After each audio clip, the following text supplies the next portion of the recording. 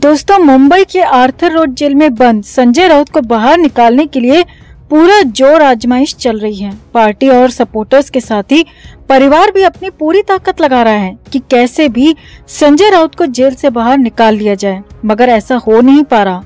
संजय राउत अब तक 2 बार जमानत याचिका लगा चुके हैं, मगर एक बार तो जमानत याचिका खारिज हो गई, तो दूसरी बार बेल एप्लीकेशन पर सुनवाई के लिए कोर्ट की तरफ से 16 सितंबर का वक्त दिया गया है।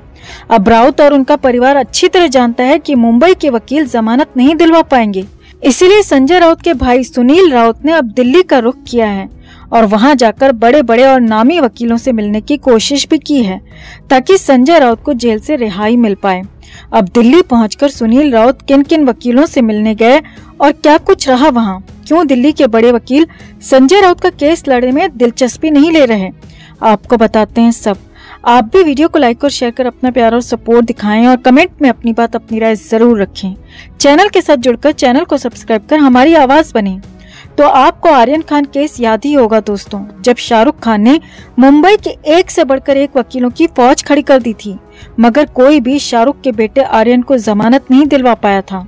शाहरुख के बेटे आर्यन को तकरीबन 1 महीने तक जेल में रहना पड़ा था और शाहरुख ने जमानत के लिए एड़ी से चोटी का जोर लगा दिया था।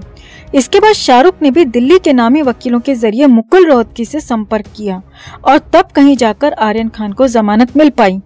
वहीं नवाब मलिक और अनिल देशमुख भी मोटी रकम वाले वकीलों के जरिए कोर्ट जा चुके हैं, मगर उन्हें भी अभी तक जमानत नहीं मिल पाई है और इस बात को राउत और उनका परिवार अच्छी तरह समझता है। इसीलिए संजय राउत के भाई सुनील राउत ने सीधे दिल्ली का रुख किया है ताकि वहां जाकर नामी वकीलों से संपर्क किया जा सके और राउत को जेल से बाहर निकालने का तोड़ निकाला जा सके। अब जो खबरें आ रही हैं उसके मुताबिक सुनील राउत बड़ी उम्मीदों के साथ दिल्ली गए, मगर उनके हाथ वहां कुछ भी नहीं लगा। सूत्रों की माने तो सुनील राउत ने दिल्ली के 5 वरिष्ठ वकीलों से अपॉइंटमेंट भी ली, मगर सिर्फ 2 से ही मुलाकात हो पाई, वो भी लंबे इंतजार के बाद। अब दिल्ली के बारे में आप सभी जानते हैं कि दिल्ली में एक से बढ़कर एक और नामी वकील हैं। अभिषेक मनु सिंघवी, गोपाल सुब्रमण्यम, सलमान खुर्शीद, कपिल सिब्बल और पराग त्रिपाठी जैसे एक से बढ़कर एक दिग्गज वकील हैं। ये सभी ऐसे वकील हैं जो एक एक सुनवाई का 10-10 लाख रुपए लेते हैं, सिर्फ एक एक सुनवाई के लिए मोटी मोटी रकम वसूलते हैं।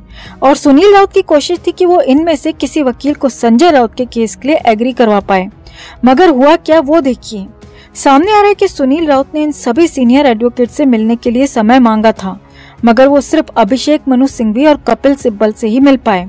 वो भी सुनील राउत से इनकी डायरेक्ट मुलाकात नहीं हुई, बल्कि उनके स्टाफ से ही मिलने का मौका मिला। सूत्रों के मुताबिक अभिषेक मनु सिंघवी के स्टाफ के हेड से मिलने के लिए सुनील राउत को करीब 4 घंटे का इंतजार करना पड़ा। इसके बाद मुलाकात तो हुई, मगर किसी भी तरह की बात नहीं बन पाई। सामने है कि सिंघवी के पर्सनल असिस्टेंट ने सुनील राउत को साफ इनकार कर दिया कि उनका केस वो नहीं लड़ पाएंगे, क्योंकि वो पहले से ही बहुत ज्यादा व्यस्त हैं। इसके बाद सुनील राउत ने और भी कई वकीलों से मिलने की कोशिश की, मगर कहीं पर भी बात नहीं बन पाई। आखिर में सुनील राउत को कपिल सिब्बल के ऑफिस से मिलने का वक्त दिया गया, मगर वहां भी कपिल सिब्बल खुद मौजूद नहीं थे और अभी सुनील राउत को मना भी नहीं किया गया, मगर कंफर्म भी नहीं कहा गया कि कपिल सिब्बल संजय राउत के केस के लिए मुंबई आ जाएंगे, पर हाँ, मना भी नहीं किया गया। यहाँ पर भी सुनील राउत की कपिल सिब्बल से नहीं, बल्कि सिर्फ उनके स्टाफ के हेड से ही मुलाकात हो पाई। यानी कि हर तरफ से निराशा के बाद सुनील राउत को कपिल सिब्बल के ऑफिस से थोड़ी सी राहत मिली है, मगर अभी कुछ भी कंफर्म नहीं है कि कपिल सिब्बल मुंबई आएंगे और संजय राउत का केस लड़ पाएंगे। अब आपको जानकर हैरानी होगी दोस्तों कि ये सिर्फ एक जमानत याचिका पर सुनवाई के लिए हो रहा है। सुनील राउत इतने वकीलों से सिर्फ इसीलिए मिल रहे हैं ताकि वो 16 सितंबर को पीएमएलए कोर्ट में संजय राउत की बेल एप्लीकेशन पर सुनवाई के लिए मुंबई आ सकें, क्योंकि उसी दिन कोर्ट की तरफ से ईडी को अपना जवाब दाखिल करने का वक्त दिया गया है और ईडी अपने जवाब के जरिए कोर्ट को अपने पक्ष में करना चाहेगी। ईडी की पूरी कोशिश होगी कि संजय राउत को किसी भी कीमत पर जमानत ना मिल पाए। इसीलिए सुनील राउत दिल्ली के वकीलों की मदद से संजय राउत को जेल से बाहर निकलवाना चाहते हैं। अब वैसे तो मुंबई में भी वकीलों की कमी नहीं है, एक से बढ़कर एक दिग्गज और सीनियर वकील मुंबई में हैं, मगर नवाब मलिक और अनिल देशमुख के केस से सबक लेते हुए सुनील राउत ने दिल्ली आने का फैसला किया। सामने तो ये भी आया है कि जब सुनील राउत और उद्धव ठाकरे की मुलाकात हुई थी, तब दोनों में वकील को लेकर भी चर्चा हुई थी और उद्धव ठाकरे की सलाह पर ही सुनील राउत दिल्ली आए और वकीलों से मुलाकात कर रहे हैं। अब देखना होगा कि संजय राउत को लेकर 16 सितंबर को कोर्ट में क्या होगा? क्या दिल्ली के किसी नामी वकील की मदद संजय राउत को मिल पाएगी? क्या संजय राउत की जमानत के लिए वकील कोर्ट को मना पाएंगे? अब ये सब 16 सितंबर को ही पता चलेगा। तो आपको क्या लगता है, सुनील राउत का दिल्ली दौरा कितना सफल रहेगा? आप भी अपनी बात, अपनी राय कमेंट में जरूर रखें और वीडियो को लाइक और शेयर कर अपना प्यार और सपोर्ट भी जरूर दिखाएं। तो शिवसेना सांसद संजय राउत के भाई सुनील राउत को अचानक मातोश्री में बुलाया गया। अब मातोश्री की महाराष्ट्र की राजनीति में कितनी अहमियत है ये बताने की जरूरत नहीं है, क्योंकि महाराष्ट्र की राजनीति में मातोश्री में होने वाली मुलाकातों का हमेशा से बड़ा रोल रहा है। आज से ही नहीं बल्कि बाला साहेब ठाकरे के वक्त से, और उद्धव ठाकरे ने भी अपनी सारी अहम मुलाकातें मातोश्री यानी कि अपने आवास में ही की हैं। और उद्धव ठाकरे द्वारा यूं अचानक सुनील राउत को अपने निजी आवास में यानी कि मातोश्री में बुलाए जाने से राजनीतिक गलियारों में चर्चाओं का बाजार गर्म हो गया।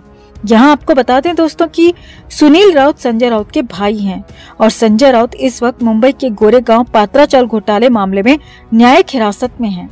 उन्हें मुंबई के आर्थर रोड जेल में रखा गया है और अभी 19 सितंबर तक उन्हें इस जेल में रहना है। इसके बाद सुनवाई होगी और कोर्ट के फैसले के बाद ही संजय राउत की आगे की दशा और दिशा तय होगी। लेकिन इसी दरमियान सुनील राउत ने 9 सितंबर को मातोश्री जाकर उद्धव ठाकरे से मुलाकात की। सामने आया कि खुद उद्धव ठाकरे ने सुनील राउत को मुलाकात के लिए बुलाया और वो भी एकदम अचानक। अब इस मुलाकात के बाद खुद सुनील राउत ने मीडिया से बात भी की और बताया कि आखिर इस मीटिंग में क्या कुछ खास रहा। तो मीटिंग की इनसाइड स्टोरी हम आपको आगे बताएंगे, मगर पहले देखिए कि सुनील राउत ने मीडिया से क्या कुछ कहा। तो सुनील राउत ने मातोश्री से बाहर निकलकर मीडिया के सामने कहा कि उद्धव ठाकरे हमारी पार्टी के प्रमुख हैं। संजय राउत को गलत तरीके से जेल में रखा गया है। उद्धव ठाकरे न सिर्फ शिवसेना पार्टी के प्रमुख हैं, बल्कि वो हमारे राउत परिवार के भी मुखिया हैं। इसी नाते उन्होंने आज मुझे बुलाया था। उद्धव ठाकरे ने हमारे परिवार का हालचाल भी पूछा। संजय राउत को जमानत कब मिलेगी? इस सवाल का जवाब देते हुए सुनील राउत ने कहा, संजय राउत ने जमानत के लिए याचिका दायर की है। मुझे पूरा विश्वास है कि संजय राउत द्वारा कोई गुनाह न किए जाने की वजह से कोर्ट उन्हें बहुत जल्द जेल से रिहाई दे देगी। आगे देखिए, अब मुंबई के शिवाजी पार्क में इस बार शिवसेना की दशहरा रैली कौन करेगा? ठाकरे गुट को मौका मिलेगा या फिर शिंदे गुट करेगा? इस सवाल का जवाब देते हुए सुनील राउत ने कहा कि दशहरा रैली शिवसेना की ही होती आई है, ये इतिहास है। शिवसेना प्रमुख बाला साहेब ठाकरे ने शिवाजी पार्क में दशहरा रैली की शुरुआत की थी। आगे चलकर उद्धव ठाकरे ने इस परंपरा को कायम रखा। कोई कुछ भी दावा करे, ओरिजिनल तो ओरिजिनल ही रहेगा और गद्दार तो गद्दार ही रहेंगे। सुनील राउत ने मीडिया से बात करते हुए मुख्यमंत्री शिंदे को अपने निशाने पर लिया और कहा कि वैसे तो ये शिंदे सरकार है, लेकिन प्रैक्टिकली देखा जाए तो सरकार देवेंद्र फडणवीस ही चला रहे हैं। हमारे मुख्यमंत्री सरकार चलाने के लिहाज से ज्यादा मजबूत थे। उन्होंने जो काम किया है उसे सदियों तक आगे याद रखा जाएगा। अब कुछ इस तरह सुनील राउत ने हर सवाल में उद्धव ठाकरे की जमकर तारीफ की। वहीं आपको मीटिंग में क्यों बुलाया गया, इस सवाल पर सुनील राउत कोई सटीक जवाब नहीं दे पाए। बस इतना ही कहते रहे कि उन्होंने परिवार का हालचाल जानने के लिए उन्हें बुलाया था। जबकि अंदर से जो खबरें आ रही हैं उसका सारांश ये है दोस्तों कि उद्धव ठाकरे अब समझ चुके हैं कि संजय राउत इतनी जल्दी जेल से बाहर नहीं आने वाले हैं। हो सकता है कि अगले विधानसभा चुनाव तक संजय राउत जेल से बाहर ना आ पाए। इसीलिए अब उद्धव ठाकरे सुनील राउत को संजय राउत की जगह देने की प्लानिंग में हैं। जिस तरह संजय राउत अपनी चपलता और चालबाजी से उद्धव की सरकार को हर मौके पर बचाते और संभालते हुए आए हैं, अब वही जिम्मेदारी उद्धव ठाकरे सुनील राउत को देना चाहते हैं।